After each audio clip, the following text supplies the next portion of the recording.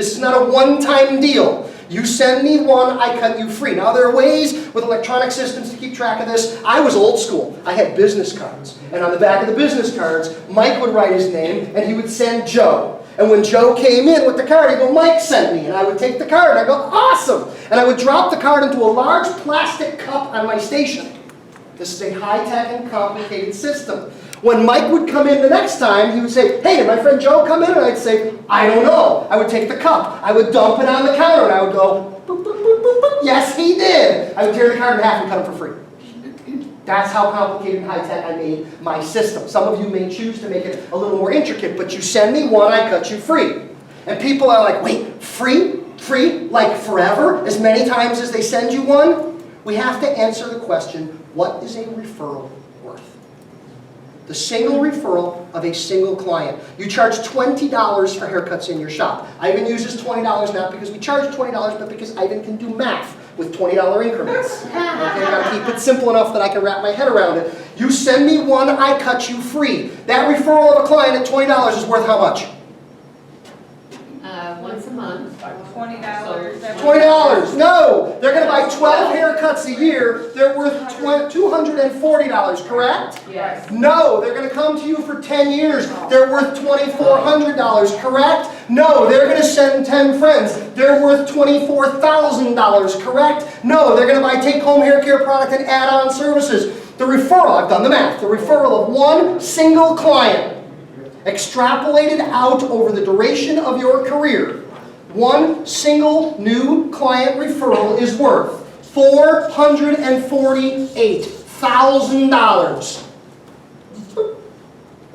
$448,000. So the question really becomes, if I gave you $448,000, would you cut me for free? Absolutely. Absolutely, that is the answer. That's what a single referral is actually worth. You send me one, I cut you free. You send me one, I cut you free. May I add one more thing? Absolutely. So, what about a product? What about product? Instead of cutting free?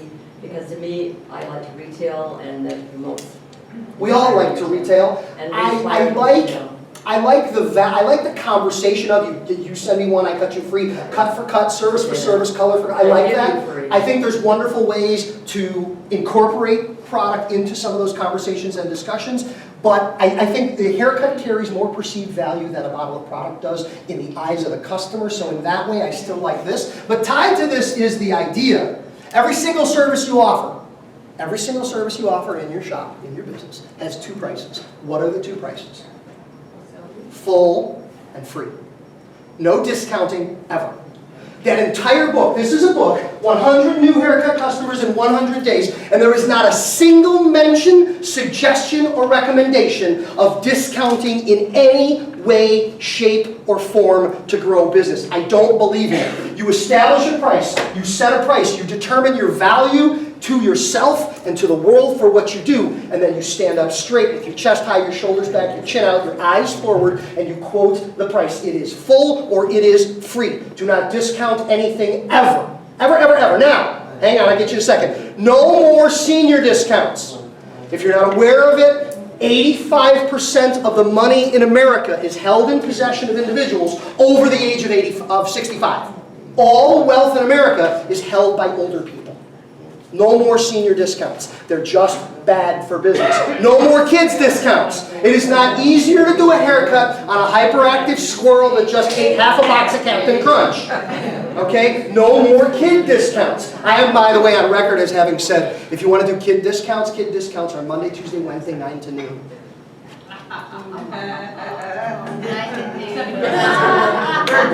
Sometimes takes a minute. Yeah. Not everybody's as quick as you. Okay. Yeah. No more kid discounts. No more discounts ever. Chris, what was your question? I was just going to add to that. I had not taken your class yet. Okay. I just want to preface it with that. And we did a discount when we first moved into our new location. And it wound up biting us in the butt because then people would be like, well, you charged this for, back then for that. Why can't you do it now? The phrase is discounting does something called undermining price integrity. And what that means is if you do $25 haircuts, You do $25 haircuts. You've determined a haircut's worth $25. And as soon as you run a $5 coupon on the back of the cash register tape at the grocery store, you've now told the entire planet, 20's okay. Yeah. And it's not. It's not. You know, I don't know if you spend any time on Facebook and a lot of the chat groups in Barber and Cos, but they're constantly posting comments in there about tipping. My crappy customers don't tip. Or how much tips should I be receiving? Or what percentage of your clients don't tip you? This constant conversation about tipping. And I jump in there. I have no problem jumping in there. And the answer is, your haircut price should represent 100% of the full value of your service and its experience. You have no right under any circumstances to expect a gratuity. If you ever get one, it's a freaking bonus. And if you're interested in elevating the attitude, the profile, the perspective, and the future of our industry, stop accepting tips. And by the way, if you want to do that, you put a sign up on the wall and say, our prices reflect the full value of our service and its experience. Please, we ask that you not tip. And people will be like, what do you mean? And people will be trying to slip you money because they think they're special and they want to curry favor with you. And you want to know how to kill tipping completely in your shop in 30 days? Want to know how to wipe out tipping entirely in your shop in 30 days? Put a sign up on your front desk that says, we do not accept gratuities because our prices reflect the full value of our service and experience. However, if you feel compelled to tip, please know all gratuities will be donated to, and then pick your favorite charity and put it on the sign. There will be a few people that will continue to tip, and then in a period of about 30 to 45 days, it will just evaporate. They'll just stop. Ivan? Yes? I wanted to mention, one of the things John had mentioned before is if, instead of accepting tips, give away a product. You can take that tip as a purchase towards the product. That's a wonderful way to tie it in. But I like the whole idea of going, no, we don't do that. I just love that idea as an industry. I don't think I'm ever going to have any success. I will die long before our industry adopts this on a broad scale. But I think it's probably someplace, and people choose to go there.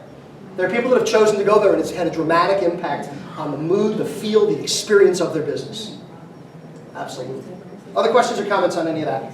I will have salon guests that will say, my friends can't believe that you don't accept tips. And I say, you know, my doctor's a professional. I wouldn't imagine giving my doctor a tip. I don't think I feel good giving after the prostate exam, handing over a couple of bucks. I just don't think that would feel good. Thanks so much. Literally. Wonderful service, wonderful service. But I will tell you, Christmas, unbelievable bonus. Yeah. You know, beautiful gifts, beautiful gift certificates. Yeah, and I've seen sign, the greatest tip, the people that eliminate the tipping, the greatest tip you can give us is the referral of a friend. Absolutely.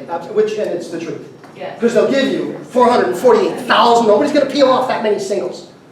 440. Question? Can you just say that one more time about what you say, the fullness of the price? Our prices reflect the full value of our service and experience. Okay, that's all I need. Absolutely. How are we doing on time? How much time I got left?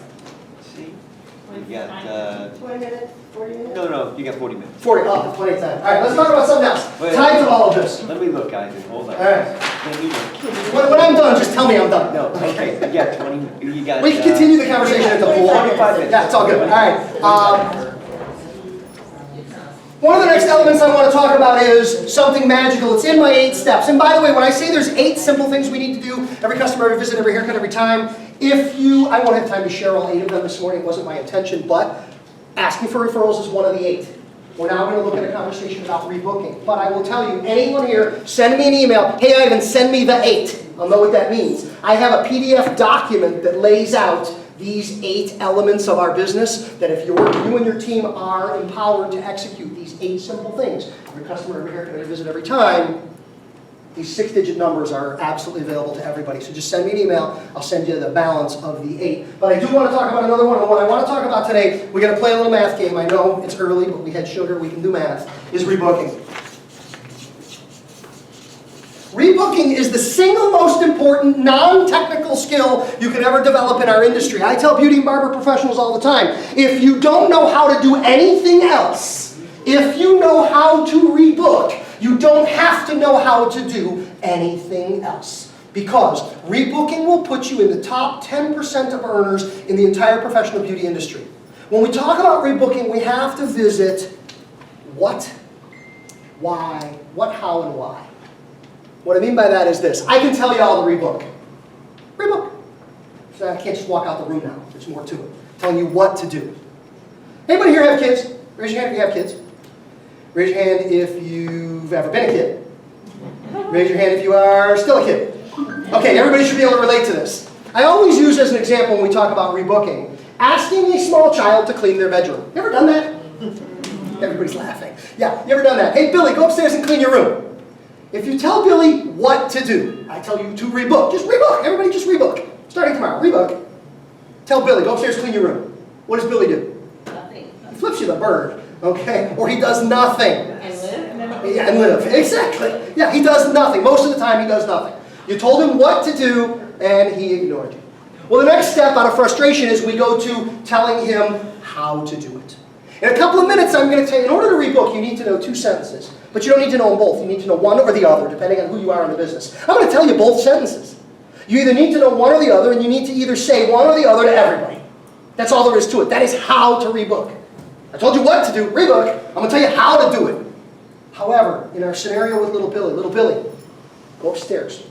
Put the toys in the toy box, put the shoes under the bed, put the pillow on the bed, and put the clothes in the hamper. That is how to clean your room.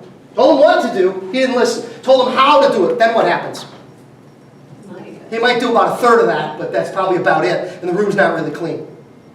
And as parents, many of us have discovered that in order to get the room clean, we have to tell Billy why to clean the room. Billy, go upstairs and clean the room. Because if you don't go upstairs and clean your room, on December 25th, Santa Claus is skipping our house. What happens to the room?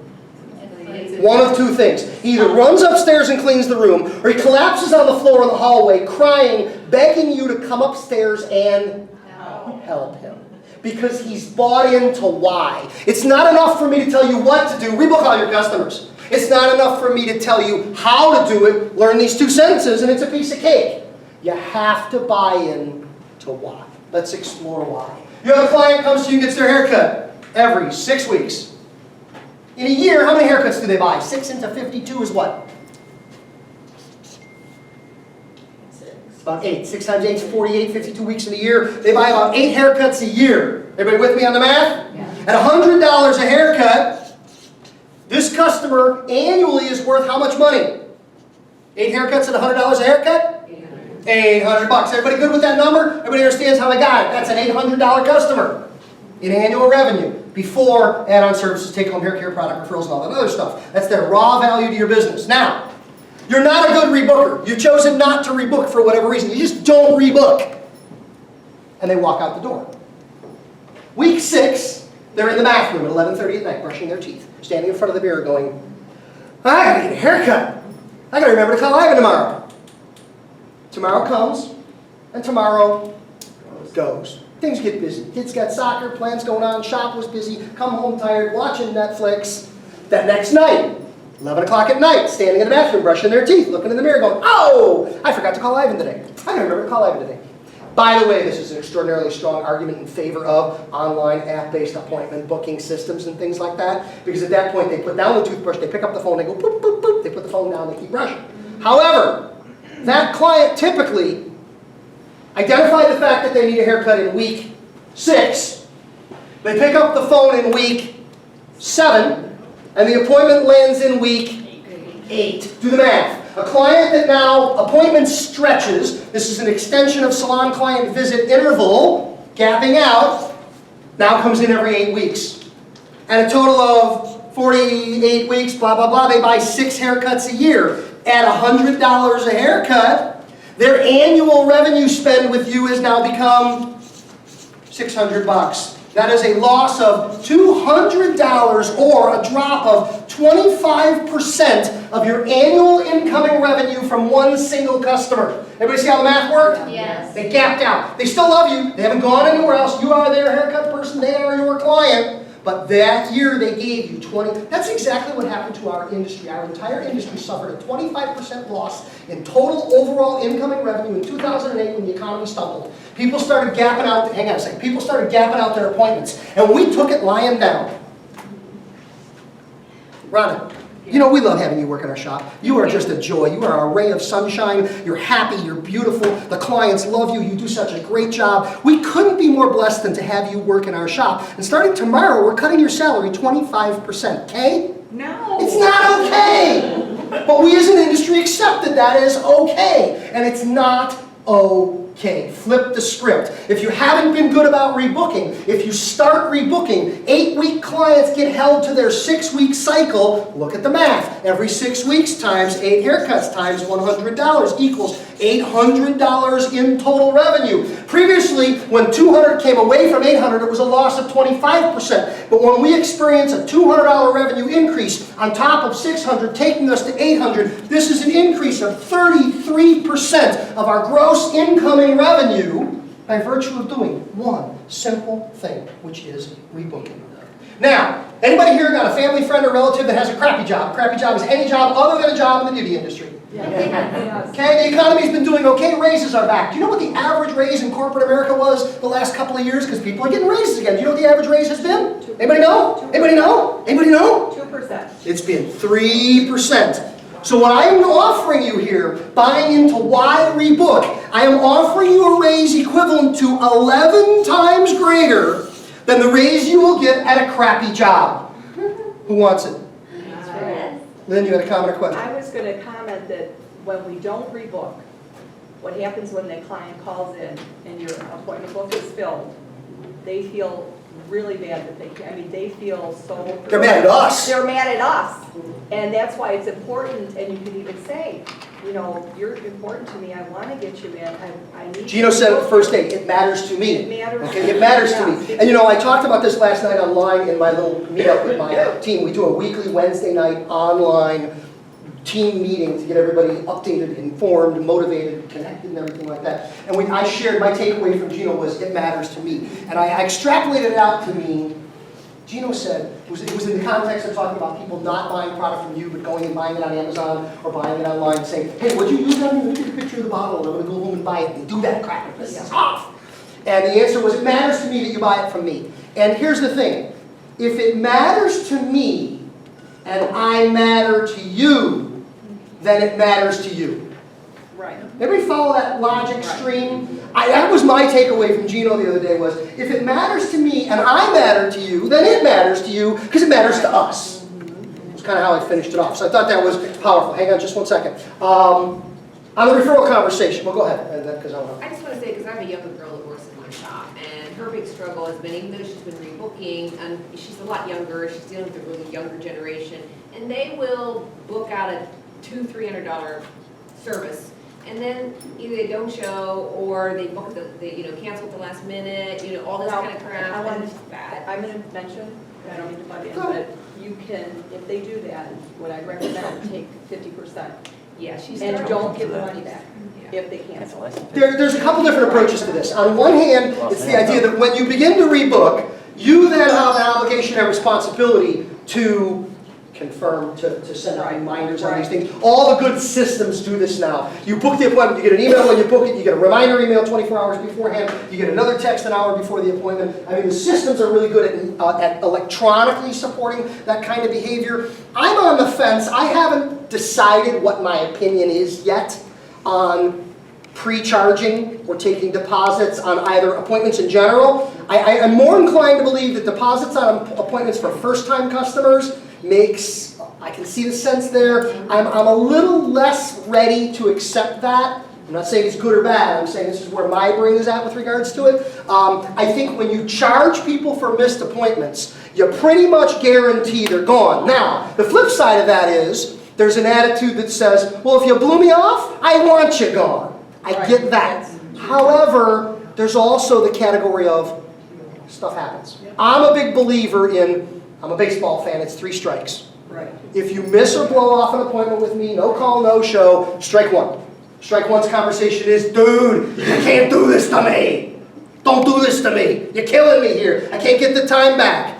The reality is it's a fact of life. And by the way, I will also state that if your circumstance and situation is such that one client missing an appointment, or even a few clients missing an appointment, if that's going to tank your week, your life, your attitude, and your money, you're not charging enough in the first place. You should be charging enough in the first place that, because stuff happens. These things do happen. Strike two. Dude, you can't do this. I told you. You got an appointment. You either got to call me, you got to cancel, or you got to show up. Third strike, no more appointments. You can be a walk-in. And you can be a walk-in for 6 months. You got to earn your way back into the book. I think this 3 strikes policy is great because at the third strike, people will then be faced with the decision of, do I want to keep playing with this guy, or am I just going to put my tail between my legs and walk away and never come back? Which, by the way, at that point for all of us might be the best thing that could happen. Over here, question? Some of the appointments I have, though, are 3 hours long. So when they blow you off 3 times, that's like 3, 6, 9 hours. I will still out of stand your behind the life. notion that your system should be able to support the occasional missed customer. You know, here, guys, if you haven't heard me say this before, this is one of my key phrases. If you're too busy, you're too cheap. If you're too busy, you're too cheap. Supply and demand is regulated through pricing. We use pricing as a way of moving people out of the book. And we should, hey, raise your hand. How many people here like to pee? I don't mean in general, but I mean when you gotta. Okay, how many people here have ever done one more haircut? Okay, this is not okay. How many people like to eat? Anybody like lunch? If you cannot block out time to call your spouse, to go to the bathroom, to have lunch, you're too cheap. We have to face some of those things first. So let's talk about rebooking. 2 sentences, no matter who you are in the business. You need one or the other, but not both. Are you ready for the sentences? If you are crazy, crazy busy, if your book is really, really full, rebooking is really busy. Here's the sentence. Are you ready? I am crazy, crazy busy, and my book is really full. If you don't book, you ain't getting in. That's the whole sentence for busy haircutters. Don't sugarcoat it. Don't make it complicated. Don't make it tricky. Speak in simple language, straightforward. I'm really, really busy, and if you don't make the appointment today, you ain't getting in.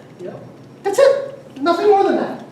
If you're not really, really busy, we're not going to lie to people. If you're not really, really busy, the sentence is just a little bit different. If you're the newbie, you're the rookie. Anybody got an employee whose book is empty starting today until forever? Yeah. Of course we do. We all started there. That conversation sounds like this. Because clients like you are coming back and sending their friends, I'm getting busier and I want you to get the time you want. I know you like afternoons late in the week, Thursdays, 3:30. Is that good for you? Perfect. It's going to be March 7th. I'll see you then. Fill out the card and hand it to them. Did you hear the not so subtle promotion of referrals? Because clients like you are coming back and sending their friends. I'm telling her what her behavior should be. Clients like you are coming back and sending their friends. I'm getting busier and busier. You know, Gino says, I can hear Gino saying it when I say this. Oh, you can come in anytime I live here. That's not okay. Right. That's not going to inspire confidence. That's not going to make you the person I want to get my hair cut at. With. You had a question earlier? No. Did we get it? I don't remember if we got it. Okay. Everybody else? Yes. No, we had this very funny thing happen in ours too. My daughter just had a baby, so she tells her client, you need to rebook because I'm getting here, depends on babysitters, so I only have so many days, so I'm gonna have to come back until I have a babysitter for her. So the client doesn't book. She comes back again, she can't get in, she doesn't book. She called, so they said, why don't we put you with Russ? She puts her with me, she wants to know, you booked me, but not with Jenna. Russ doesn't know what she's doing. Thank you, I'm glad you thought I didn't know what I was doing, but she said, she started rebooking. Finally, took her 3 times to book because she just wanted Jenna. And Jenna goes, but I told you, I only have so much time and I can't do it to the rest of the clients. And at the end of the day, the reality is here, if you create an experience, She tells her that. if you create an experience that people want to partake of, they like the way you cut their hair, they don't really mind, they don't care about the haircut, but they like the way you listen to them. They don't care about the way you listen, like that. They just want to come spend an hour in your place because they don't want to be at home for that hour. Whatever it is that you've done to bring value to the equation, if you've created that, it's like if you build it, they will come. But you have to create something people want. And once they want it, get out of the way. Because if I want something, I'm going to get it.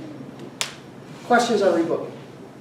So you've got 2 of the 8 in our system. Our business is simple, but it's not easy. These are very, very simple things. The challenge comes in doing them. You should be offering rebooking to 100% of your customers. 100% of them are never going to rebook. What's the goal? How many people should be rebooking in a perfect situation? 80. If you offer it to 100, 8 out of 10 people should be rebooking. You'll remember from some of the other things I've shared, and you referred to this earlier, repeat request rate. Repeat request rate, what we refer to is, this is RR, rebook rate, or what we call R to the second. RRR, or R cubed, is repeat request rate. It's the mathematical percentage, it's the answer to the question, of the people that you cut, how many have you cut before? Of the people that sit in your chair, how many of them have sat in your chair before? Anybody know what's the goal? Of the people that sit in your chair, how many have sat with you before? How many are new blood as a percentage? It's 80. It's 80. 8 out of 10 of your appointment spaces are filled with people you've cut before. 2 out of 10 of your appointment spaces must be new blood. You've got to have new blood in the system. Otherwise, Giovanni had rut up there with a definition. I think if I flip back there, it's still up there. You want to get stuck in a rut? Cut the same ugly people over and over and over again with no new juice. You're going to find yourself in his rut. I promise you. Yeah, good stuff. Okay, so R cubed, that's your repeat request rate, 80-80. And what was the other one? We've talked about this on other occasions together. I just want to flash back to it. It's your occupancy rate. Remember, if you're too busy, you're too cheap. It's the answer to the question, what percentage of your appointment spaces should be filled versus what percentage of your appointment spaces should be empty. The goal is never to be 100% full in our business. 100% full is burnout. 100% full is stress. 100% full is no lunch, no bathroom. 100% full is anxiety. 100% full is, I hate these people. What's the goal? 80-20. It's 80. It's 80. It's 80, 80%. 80% occupied. 8 out of 10 of your appointment spaces are filled. 2 out of 10 of your appointment spaces are empty. That's called air in your book. Remember referrals? Ralph, thank you for the opportunity to cut your hair. I appreciate your business. I give you 2 cards to send to your friends. I give Ralph 2 cards. He goes to the office. He hands one to his buddy Mike. Mike looks at him and goes, dude, you got a nice haircut. I should go there. Mike picks up the phone and says, hey, you just cut my buddy Ralph. He gave me a card. Can I come in to get a haircut? Yeah, 6 weeks from Thursday. You're dead. You must have air in your book. Guy sitting in your chair, you're cutting his hair, he looks in the mirror and he goes, I got a job interview on Tuesday and these young whippersnappers are chasing after me. Can you blend away a little bit of my gray? Yeah, can you come back in 6 weeks? No! You gotta be able to do it now! You must have air in your book. And by the way, do not ever squeeze anyone ever. The days of squeezing appointments are over. Never squeeze anyone ever. Everybody repeat after me. No. Say it again. No. Think about it. When you squeeze a client, Everybody else. you shortchange 4 people. When you squeeze, you think you're doing one client a favor. You are screwing 4 people when you squeeze. You are shortchanging the current client in the chair because you chase him out of the chair fast. You are shortchanging the client you squeeze because you hustle him through the service rapidly. You are shortchanging the next client because you are now running late. And the most important person who just got shafted is you. Is you, because your stress level just blew right over the top. Never squeeze anyone ever. So, 80-80-80. This is your rate of occupancy, we'll call ROO. Now, these are 3 numbers, 80-80-80.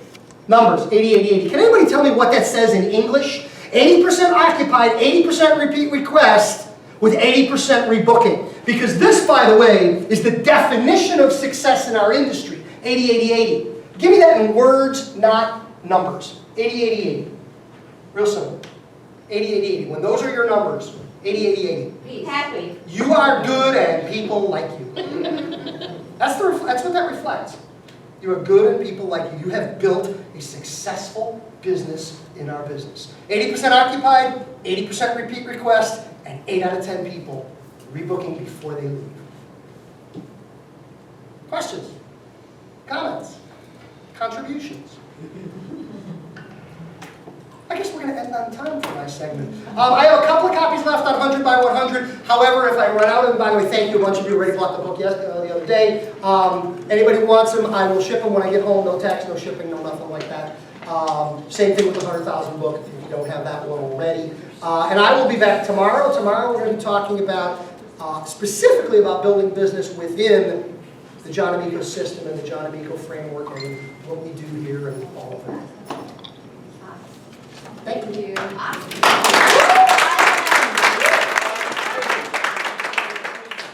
Let me just say two more things, a couple things before we take a 15-minute break, a 10-minute break, and we get Harriet set up. So the first one is in regards to rebooking. So just to review the importance of rebooking, in terms of data, when you look at the data, you know, with all the computer systems that are available, and you just look at all the data and what's there, the most important way for a stylist to get built up is by rebooking.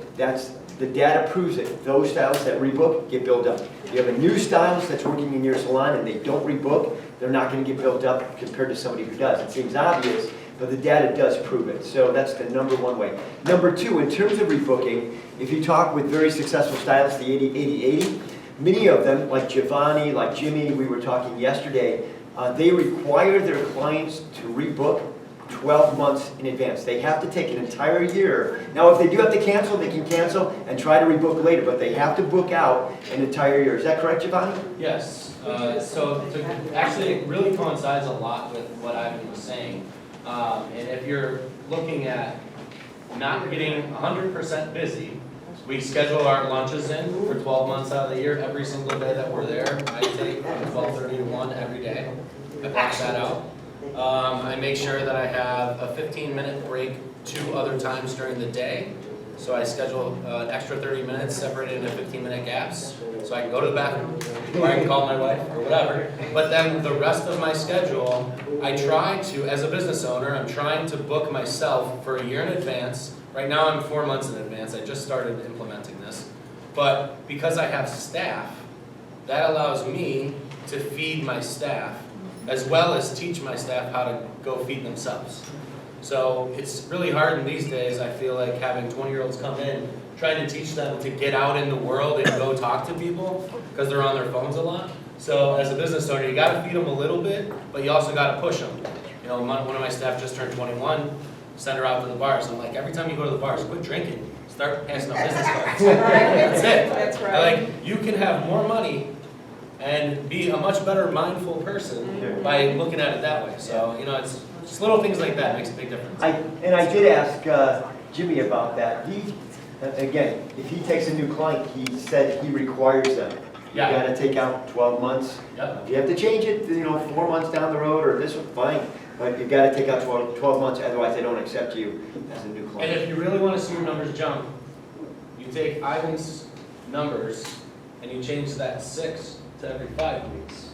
And you watch that number go up even Right, more. cut them shorter, so Yep. they have to Yeah, come your back total, quicker. your total revenue take, you tighten your client cycle. I got passionate when I was an assistant, when I first got into business. I assisted for a guy, and it took me about 3 weeks to see repeat customers with this guy. And then it dawned on me, oh my God, all his clients are short.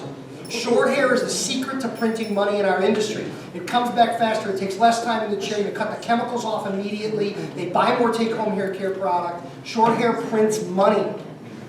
Sure, you were gonna make a comment.